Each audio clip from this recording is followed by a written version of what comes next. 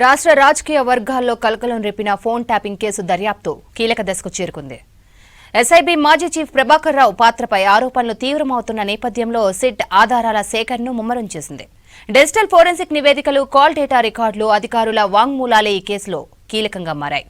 Tapping team నిందితులందరినీ విచారణ చేపట్టింది SIT. Supreme court ఆదేశాల ప్రకారం సిట్ ఎస్ఐటీ ప్రభాకర్ రావును 2 వారాల పాటు విచారించింది. ఇక ఈ విచారణ ఇవాళతో ముగిసింది.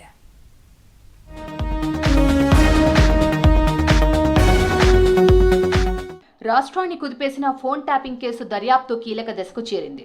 ఎస్ఐబీ మాజీ చీఫ్ ప్రభాకర్ రావు పాత్రపై ఆరోపణల నేపథ్యంలో ప్రత్యేక దర్యాప్తు బృందం సిట్ విస్తృత స్థాయిలో విచారణ చేపట్టింది.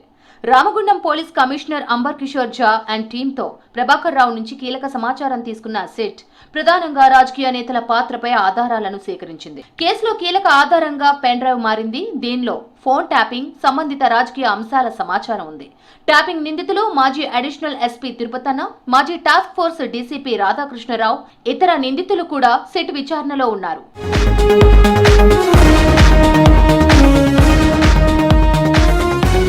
ఫోన్ ట్యాపింగ్ కేసులో ప్రభాకర్ రావు కుమారుడు నిశాంత్ రావును కూడా సిట్ విచారిస్తోంది. నిశాంత్ రావు బ్యాంకు ఖాతాలు, వ్యాపార వ్యవహారాలపై సిట్ దృష్టి పెట్టి వివరణలు తీసుకుంటోంది. ప్రభాకర్ రావు విచారణ ముగిసిన తర్వాత నిశాంత్ రావుపై దృష్టి సారించింది.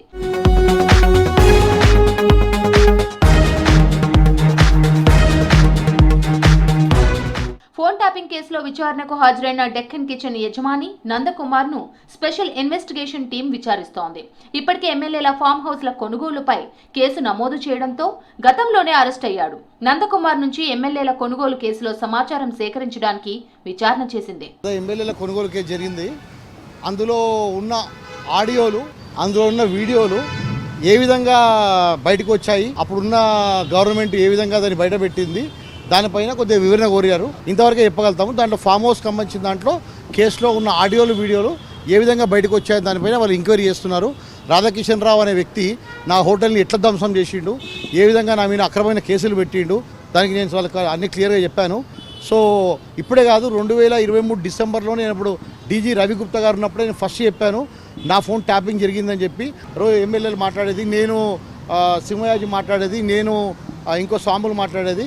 సో నేను ఎమ్మెల్యేలు మాట్లాడేది సరే, వాళ్ళు రికార్డింగ్ చేసేది అనుకుంటే, మేము సింహయాజీ మాట్లాడింది నేను, ఇంకో రామచంద్ర భారతి మాట్లాడిన ఆడియోలు అసలు బయటికి ఎట్లొచ్చాయన్నదే ఇప్పుడు ఒక పెద్ద ప్రశ్న. ఈ కేసును అత్యంత సున్నితంగా పరిగణించిన ప్రభుత్వం ప్రత్యేక దర్యాప్తు బృందాన్ని నియమించింది. సిట్ ఇప్పటి వరకు కాల్ డేటా రికార్డులు, డిజిటల్ ఫోరెన్సిక్ నివేదికలు, సంబంధిత అధికారుల వాంగ్మూలాలను సేకరించింది. ఫైల్ నోటింగ్స్, ఆదేశాల కాపీలు కీలక ఆధారాలుగా ఉన్నట్లు సమాచారం. పెన్ డ్రైవ్ లో సుమారు 6,000 మంది వ్యక్తుల డేటా ఉందని సమాచారం. ఈ డేటా విశ్లేషణ ద్వారా రాజకీయ నేతల పాత్ర, నిందితుల ఆర్థిక, వ్యాపార వ్యవహారాల లింకులను గుర్తించేందుకు సిట్ దృష్టి సారించింది.